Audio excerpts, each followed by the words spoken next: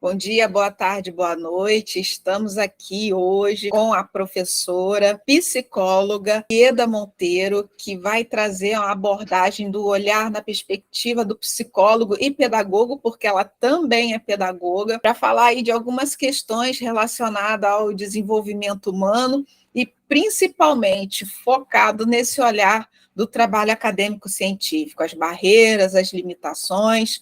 Ela está aqui hoje num bate-papo muito descontraído com a gente, que ela vai conversar, vai trazer as experiências dela aí, e a gente vai provocá-la também para responder algumas questões que estejam relacionadas aí ao desenvolvimento, essa aflição, essa angústia, esse sofrimento que muitos alunos têm com o desenvolvimento do trabalho acadêmico, não só do trabalho acadêmico, mas tudo que é colocado para ele desenvolver sob pressão, numa pressão que muitas vezes não é colocada pela instituição, mas sim pelo próprio aluno. Então, vou passar a palavra para a professora e psicóloga Ieda Monteiro, ela vai se apresentar, e aí ela vai discorrer um pouco sobre a experiência dela aí na área da psicologia, trabalhando com professores, trabalhando com o curso de pedagogia, e que ela tem observado. Ieda, fica à vontade, seja bem-vinda, obrigada por aceitar o convite, e Eu que a palavra é agradeço. sua.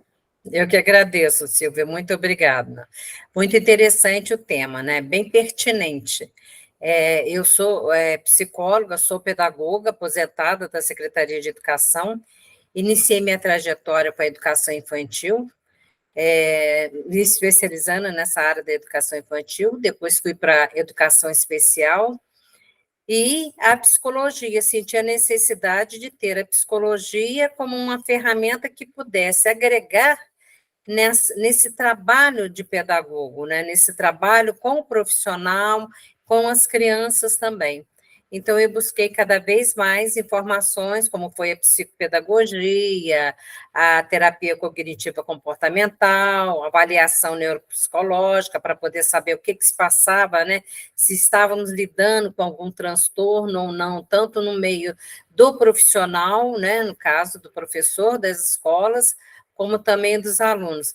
Então, eu tentei investigar cada vez mais e buscar informações mais profundas para a minha necessidade, para clarear o meu conhecimento. E hoje, com a educação, no caso do CEDERJ, eu acho que foi a melhor oportunidade que nós estamos tendo para aplicar toda aquela base que nos foi ofertada no período de trabalho na educação, né, no serviço público, no serviço particular. Então, aquela oportunidade de lidar com o professor, lidar com os pedagogos, lidar com os alunos, né, e lidar com os alunos da educação especial, hoje ele serve de base para que eu possa realmente atuar da melhor maneira possível junto aos meus alunos do curso de pedagogia da Unirio, do consórcio CEDERJ. Então, essa foi a melhor base, melhor experiência que eu tive para poder trabalhar com essa clientela. É maravilhoso estar com esse professor, é gratificante. Eu trabalho no primeiro período, e o primeiro período eu acho a coisa mais maravilhosa, porque eles chegam super ansiosos, super angustiados, e quando nós começamos a falar aquilo tudo que eles vão passar, por tudo aquilo que eles vão passar no decorrer do período do curso, e ver na carinha deles aquela angústia, aquela ansiedade, não é que seja gratificante, mas nos dá uma certa alegria de saber que você vai contribuir para o crescimento desse cidadão, desse professor, desse ser humano.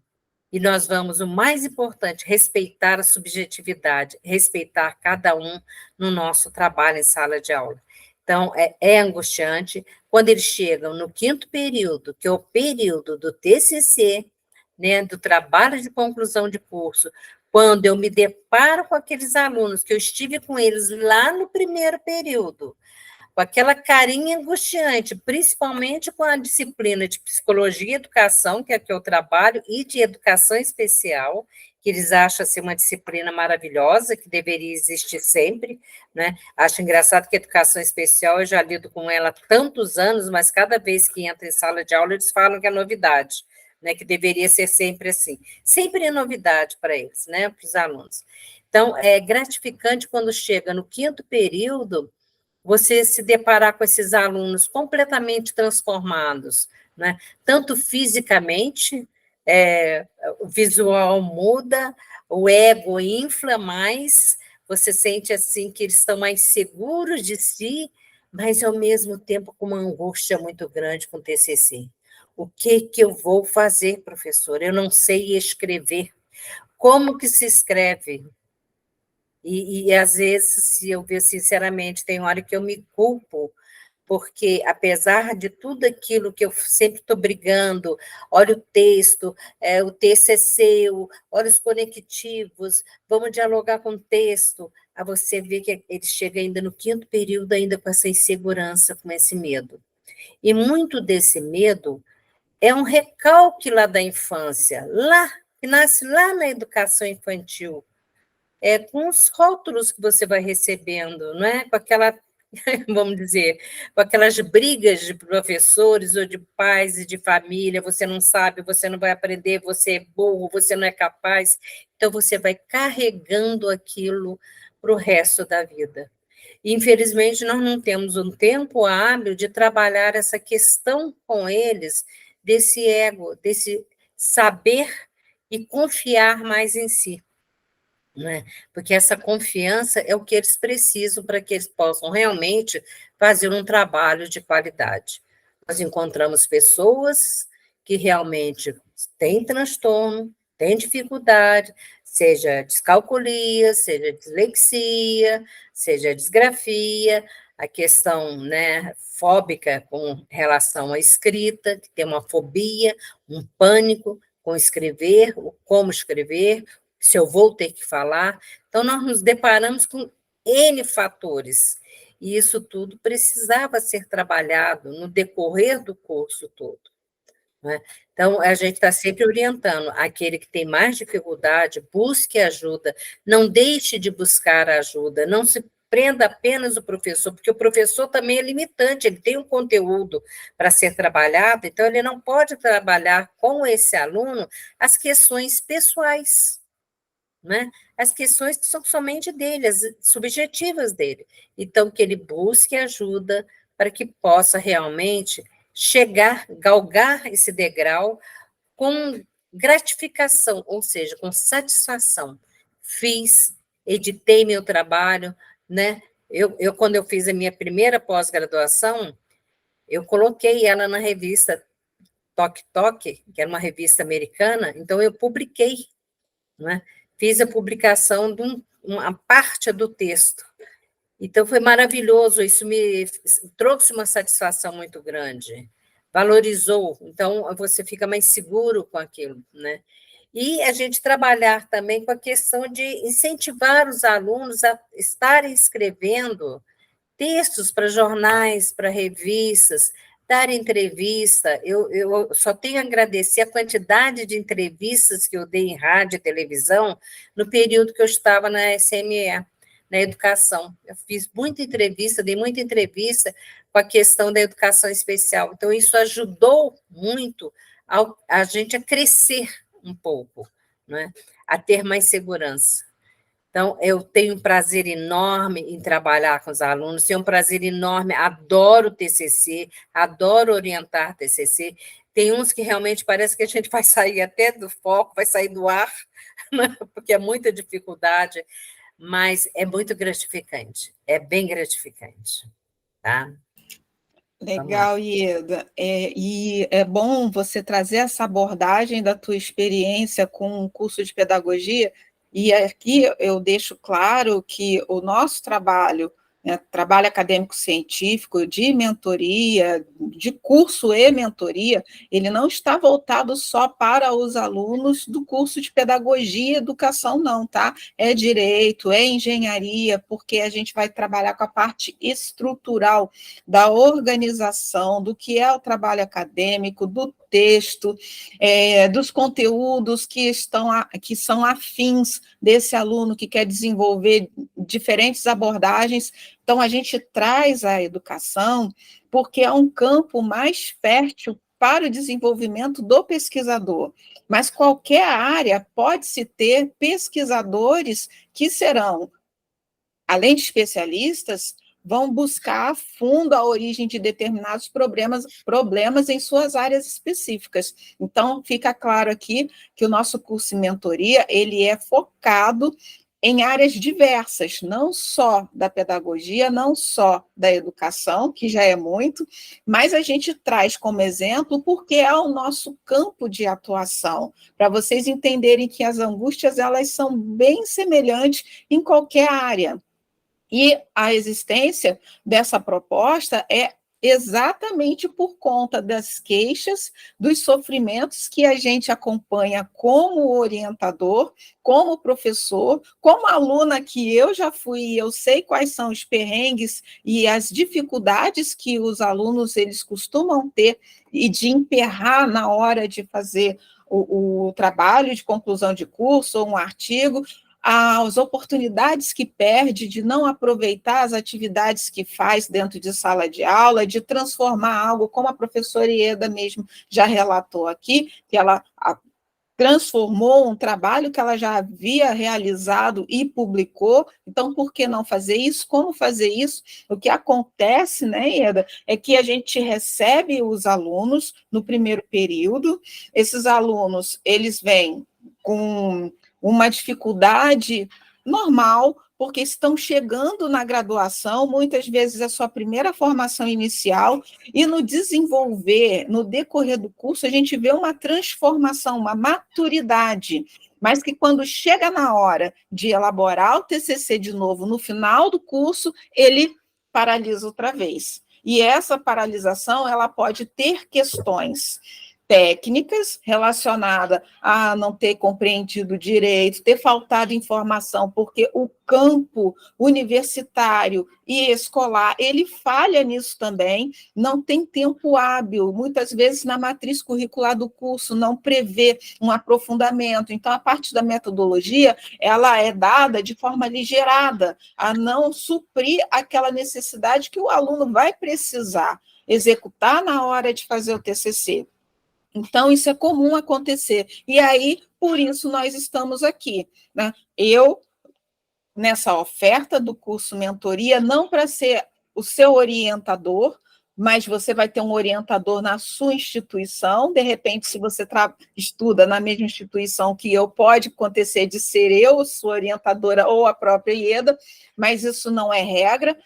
E aí, onde é que eu entro nessa situação? Entro na mediação, na facilitação de apresentar para você uma mentoria avançada da metodologia da pesquisa, aquela que você deveria ter lá na sua área, lá na sua instituição, na sua escola, no seu campo universitário, mas que muitas vezes não dá tempo. Então, além de você ter aquilo que precisava adquirir, você vai ter muito mais, porque é um acompanhamento. O que é mentoria? É eu passar para você as minhas experiências como aluna, na perspectiva de aluna que fui e que sou, na perspectiva de professora e na perspectiva de orientadora. E aí tem os serviços complementares, que é a área da psicologia, que é a área da inteligência emocional, porque isso tudo estrutura a pessoa que você precisa se tornar, ou que está lá dentro, escondidinho de você,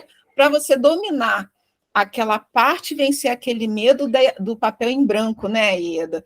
E aí eu queria saber de você, Ieda, nossa temática hoje são questões psicológicas limitantes da escrita acadêmica, quero saber de você se por um acaso essas limitações que às vezes ocasiona a vida do estudante, do acadêmico, que faz ele travar na hora da escrita acadêmica, se isso tem aspectos relacionados ao contexto dele, da família, das relações. O que você tem a dizer em relação a isso no ponto de vista da psicologia? Né, esse desenvolvimento psicossocial dele? O que você pode dizer para a gente? Silvia, a psicologia chama essa limitação para a escrita, né, de grafofobia, ou seja, né, a pessoa tem um pânico, a grafofobia é um pânico para passar para o papel, né, qualquer conteúdo. Então, quando a gente solicita no TCC, pensa num tema, pensa em alguma coisa, alguns até se reportam à questão dele familiar, à questão da infância. Então, já começa por aí um bloqueio, porque quando eu era criança, a professora me chamava atenção porque eu não conseguia escrever, eu escrevia errado, está lá na grafofobia, na psicologia. Então, isso tudo ajuda a criar um trauma, não é? Uma limitação na forma de pensar e de atuar desse aluno. O que eu vou escrever? Como que eu vou escrever se eu fui tão discriminado no meu passado? A gente diz até a questão do Freud, né, da construção da criança, quando a criança faz aquele nas fezes, e que as fezes da criança é o primeiro produto que ela cria, que é dela, e ela oferece para o pai, ela quer aquelas fezes para dar de presente para o pai. Tem até um videozinho muito interessante do menininho chorando, quando a mãe dá descarga, o cocô vai embora, e ele quer, porque quer aquele cocô, né? Porque aquele cocô é o presente dele, é o que ele conseguiu. E isso também, se você for lá na educação infantil, a primeira escrita da criança, que é a rabiscação, o risco, o rabisco na folha, quando ela chega toda feliz com aquele produto, que hoje seria, né, um seu TCC, né, no caso, o seu trabalho final, ela chega em casa para mostrar aquilo para a família, e a família pega aquilo, embola a massa de qualquer jeito, aí você só sabe rabiscar na escola, você só vai lá para rabiscar. Então, isso tudo é um conjunto de fatores que vai bloqueando não só a sua escrita, como o seu poder de fala, de oratória, tá? De postura, de convivência psicossocial. Então, nós temos que ter muito cuidado com as nossas atitudes lá atrás, na infância, o que eu planto e o que eu vou colher futuramente, para que evite realmente esse conflito na escrita. Então, nós, pedagogos, nós, professores, estamos sempre orientando eles. Você é capaz, escreve, faz uma conexão. E se você colocar aqui, e se, porventura, portanto, quer dizer, nós vamos dando para eles alguns, a gente chamou de spoiler, né? Maravilhoso, né? Algumas dicas para que o texto dele, quando a gente faz alguma correção em sala de aula, ele tem que entender que não é mitideza do professor, não é questão que o professor queira se exibir. Quando eles fazem, a gente pede a pergunta, a resposta escrita, porque falar é uma coisa, uns têm dom da fala, têm a facilidade da fala, mas quando vai passar para o papel é um bloqueio muito grande, devido a muitos fatores, né, que aconteceram lá atrás. Então, quando a gente passa para o papel, que aí ele lê aquela resposta daquela questão, e você vai ali acrescentando alguns objetivos, alguns sujeitos, alguns pronomes, alguns verbos, alguns adjetivos, substantivos, eles vão começando a se sentir mais seguro.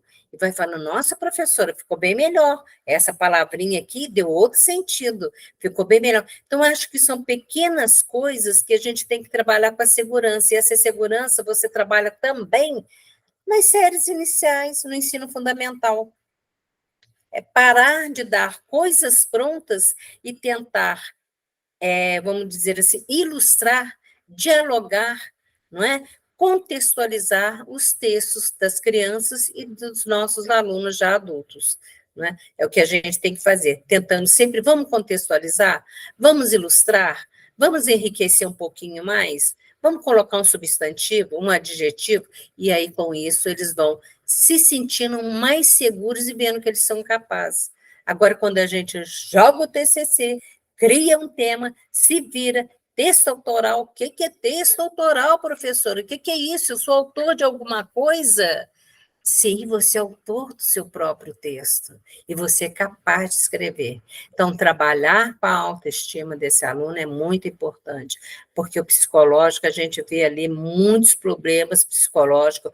É aluno que chega ali, às vezes, com rejeição pelo marido, rejeição pela família, preocupação com os filhos, preocupação com esse casamento, porque é muita pressão, o marido não quer que a esposa saia para trabalhar, é o filho chorando que não quer, porque o filho quer a mãe em casa.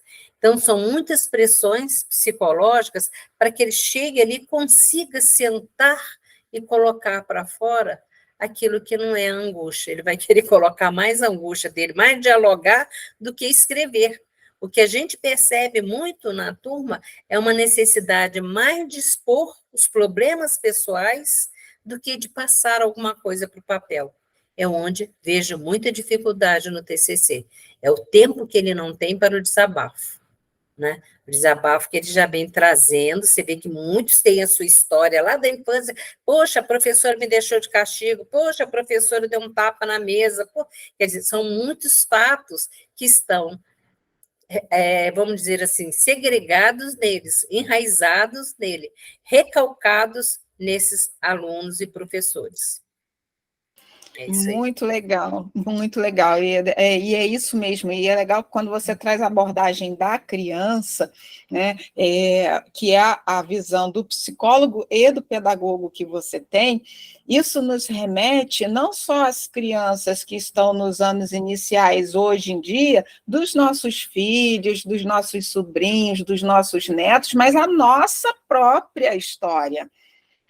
Fazer o que você faz quando você toca nesse assunto é fazer a gente olhar para os nossos pequenos de casa, ver o que a gente está fazendo com eles, se a gente, de repente, não está reproduzindo aquilo que fizeram com a gente, e, ao mesmo tempo, se tocar que algumas coisas que hoje limitam a gente são gatilhos da nossa infância. E quando a gente entende isso, quando a gente entende onde está o problema, a gente pode tentar resolver esse problema de frente. Então, quando você fala do rabisco, que a criança faz, entrega para o pai, para a mãe, e ele embola, joga no lixo, ou então ele vai, que bonito, e encosta em qualquer lugar, e depois a criança acha aquilo jogado, largado, porque a criança percebe, ela sente que aquilo ali realmente não foi, que legal de verdade, foi que legal para você parar de me encher o saco. Quando chega na fase do TCC, esse gatilho lá de trás, do rabisco que foi jogado fora ou que foi ignorado sutilmente, às vezes, ou de forma grosseira mesmo, é o momento em que, caramba, eu agora tenho que passar por uma banca. Será que vão pegar o meu rabisco, que seria o meu trabalho, a minha escrita, acompanhada, elaborada, vão embolar e jogar no lixo? Porque todo mundo tem na cabeça que a banca é o momento em que eles vão testar o meu conhecimento e volta aquele sentimento da rejeição de algo que eu produzi, que eu levei um tempo para produzir, igual as fezes, né? Pai, mãe, vem cá ver, olha o cocô que eu fiz. A satisfação da criança quando chama a família para ver algo que ela produziu. E, na verdade, quando isso acontece, essa rejeição, ignorar esses fatos, essas produções, faz a pessoa carregar aquilo para a vida e ter esse gatilho acionado toda vez que ela é pressionada ou, às vezes, ela é simplesmente solicitada, porque esse termo pressão ele é muito relativo, né? Eu penso assim, que ninguém põe pressão na gente, né? A gente se põe pressão, as pessoas solicitam, ou as pessoas pedem, ou elas até exigem, mas a gente também tem escolha de dizer, não, isso aqui eu não quero agora, não, isso aqui eu não vou fazer agora, não vou fazer. Vou fazer em outro momento. Então, a gente se põe em pressão de aceitar, às vezes, a condição externa. Você tem que fazer, você precisa fazer. Você entrou num curso, agora você tem que concluir. Você realmente precisa. A gente, desculpe de cortar, a gente diz até das pessoas ansiosas, as pessoas que não sabem dizer não, né? Não sabem dizer não para nada. São ansiosos demais, não é? Baixíssima autoestima, então as pessoas não conseguem dizer não. Não, eu não vou fazer. Não, eu não consigo fazer isso. Eu não consigo, eu não vou poder fazer agora, pode ser que depois. Então, esse não é muito difícil, porque aquilo que eu estou te falando é a questão da subjetividade, é a questão de que transtorno, o que acompanha esse sujeito, o que tem por trás desse saber não é? E desse, vamos dizer, dessa consciência desse sujeito. Então, de repente, ele tem um comprometimento, não vou dizer deficiência, nem uma doença, mas tem um comprometimento emocional muito forte que vai afetá-lo e vai impedir que ele aprenda a dizer um não, que ele aprenda a pensar nele, a se envolver com aquilo que lhe dá prazer. Certo? Desculpe te interromper aí, Silvia. Não, mas é isso mesmo. E aí eu quero aproveitar, porque eu sei que você não tem muita disponibilidade hoje, e é um assunto que eu não quero assim que falte, que eu acho importante a gente falar, que é a situação das características vocacionadas, ou seja, às vezes tem todo esse contexto emocional, mas às vezes também não tem. O cara ele é super de boa, ele fez o curso tranquilo, mas ele está ali com a dificuldade na escrita e muitas vezes nem ele entende por quê, porque ele escreve bem em outras situações. Ele escreve, fez bem o curso, né, seja ele lá qual for, realizou bem as atividades dele com aproveitamento, mas aí quando chega no TCC ele trava. E essa trava, olhando o contexto social dele, não quer dizer que ele tenha alguma situação, algum contexto emocional, ou patologia, que, na verdade, isso pode ser uma característica não vocacionada para aquele tema que ele escolheu. E isso diz muito também, porque pode ser referente ao curso que ele fez. Apesar de ter se desenvolvido bem ao longo do curso, quando chega na fase do trabalho de conclusão de curso, é onde ele tem que mostrar qual é a aplicabilidade de tudo que ele aprendeu para a vida profissional. É uma representatividade esse TCC para a vida social, para dizer, ó, eu sou capaz de fazer isso aqui, e aí ele trava. O que você teria a dizer em relação a isso? Né? Dele ter feito um curso de uma maneira super produtiva e chegar na hora do TCC, ele não conseguir desenvolver o trabalho de conclusão de curso dele. Ô, Silvia, a gente encontra, nós como os orientadores de TCC, encontramos muitas situações como essa. Aí você pergunta para o sujeito, mas por que você fez pedagogia? Não, na realidade eu não sei, eu fiz pedagogia, mas eu não sei. Mas eu gosto muito de, vamos dizer, de engenharia, né, de fonoaudiologia, ou até de jornalismo. Então, o que eu sempre digo? Vamos respirar fundo e vamos tentar. Pensa o que você gostaria de escrever. Quem sabe você pode ser um grande redator de um jornal. Você vai mostrar um conteúdo. Porque o meu sonho era ser jornalista, não ser pedagogo, mas a pedagogia é mais fácil para mim. Então, vamos tentar unir a relação de direito, seja lá de direito, seja lá de jornalismo, seja lá de fonoaudiologia, de qualquer área, vamos tentar unir o conteúdo da pedagogia dentro daquela área que você admira muito, que você gosta, seja o direito, seja o jornalismo. Então, como que eu posso? Nós trabalhamos com a interdisciplinaridade, uma coisa está associada à outra. Desde a infância a gente trabalha junto. Então, uma coisa tem que estar pertinente, pertencendo ao outro. Então, o que você pode fazer?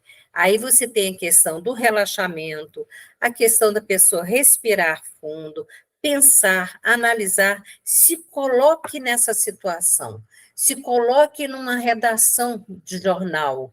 Como que você, dentro de uma equipe, né, de escrita jornalística, como é que você ia aplicar a parte pedagógica? Todos esses conectivos que você aprendeu, todos esses substantivos, toda a parte, né, didática, metodológica da pedagogia que você tanto aprendeu, como que você pode fazer num texto do jornalismo, num texto do direito? Eu quero ser defensor público, então de que maneira você vai usar a sua metodologia, a sua didática, né, o conteúdo pedagógico para essa defensoria, no caso do direito. Então, vamos tentar trabalhar, não importa o conteúdo do TCC, não quer dizer que ele seja totalmente pedagógico, tudo é pedagógico, tudo é educacional, tudo é aprendizado. Nós lidamos com a escrita, não é? Seja oral, a escrita no papel, em todos os momentos das profissões, em todas as áreas da nossa vida. Então, é justamente isso, levar esse sujeito, esse aluno, a entender que ele está escrevendo para o mundo. Ele pode publicar isso que ele escreveu, então ele não está escrevendo para ele não está escrevendo para uma sala de aula de alunos de 10, 8, 9 anos, ele está escrevendo para o mundo. Então, ele tem que adaptar esse conteúdo, né, nos interesses dele. Porque quando você escreve uma coisa que você gosta, numa área que você gosta, você, por exemplo, você é uma área completamente diferente, você vem parar na pedagogia, e olha, eu vou dizer, né, sinceramente, o tesão que você tem, o amor que você tem pela pedagogia, e é completamente diferente. E ali em nossa sala de aula, a gente se depara com engenheiro, com advogado, com fonoaudiólogo, com tantas áreas, com jornalista. Então, são muitos profissionais que nós temos em nossa sala de aula. E quando eles pegam a pedagogia, eles falam, né, no caso, poxa, como que é interessante a pedagogia, como que eu não usei a pedagogia na minha faculdade de biologia, como eu não usei na minha faculdade de direito, como eu não usei na minha faculdade de jornalismo. Então, ele começa numa maturidade maravilhosa, e é gratificante quando a gente vê realmente a evolução desse raciocínio, essa maturidade, essa maturação realmente do cérebro pensando, cresci, evoluir, aprender, não é? O conjunto dessas disciplinas, desses conteúdos, desses cursos. Temos que parar. Perfeito, Ieda.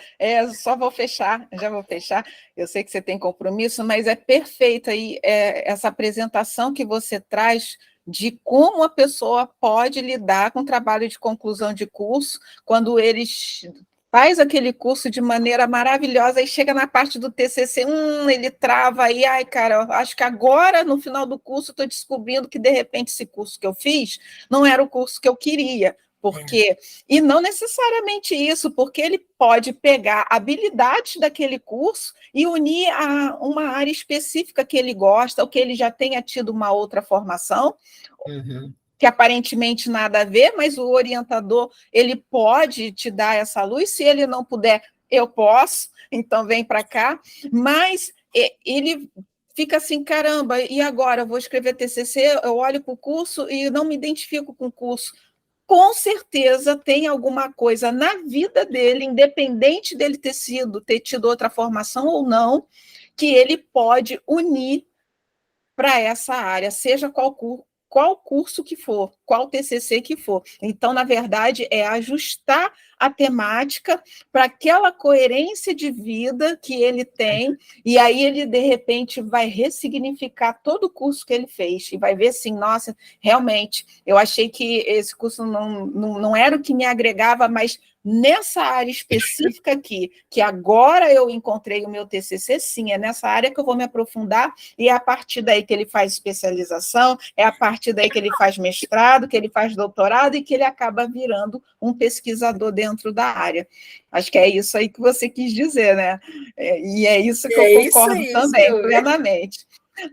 Ieda, agora para a gente encerrar, eu quero que você fale do seu trabalho como psicóloga, onde as pessoas podem te encontrar, lembrando que essa apresentação que nós estamos fazendo hoje aqui, quinta-feira, ela vai ficar pública no YouTube, então pessoas de diferentes lugares, elas podem, de repente, querer fazer o contato com a Ieda, e aí eu quero que você divulgue aí o seu trabalho para as pessoas conhecerem você, onde te encontra, a sua localização, o Silvia, tipo de trabalho que você faz.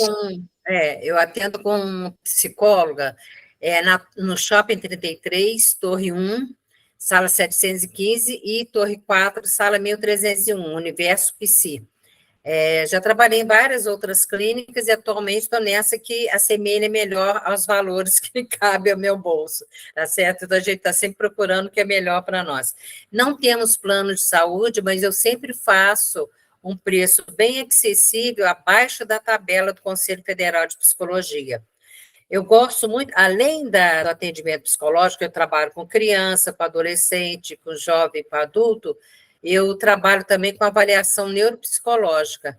Então, a avaliação neuropsicológica é avaliação, eu trabalho com testes, aplico o teste para verificar se a pessoa, se a criança tem um TDAH, ou o jovem, ou adolescente tem um TDAH, se tem um TEA, um autismo, se tem um Alzheimer, tem uma demência, enfim. Então, eu investigo essa área, né, do cérebro para verificar e dentro da linha comportamental, porque eu sou terapeuta cognitivo comportamental, além de trabalhar com avaliação neuropsicológica, eu sou terapeuta cognitivo comportamental.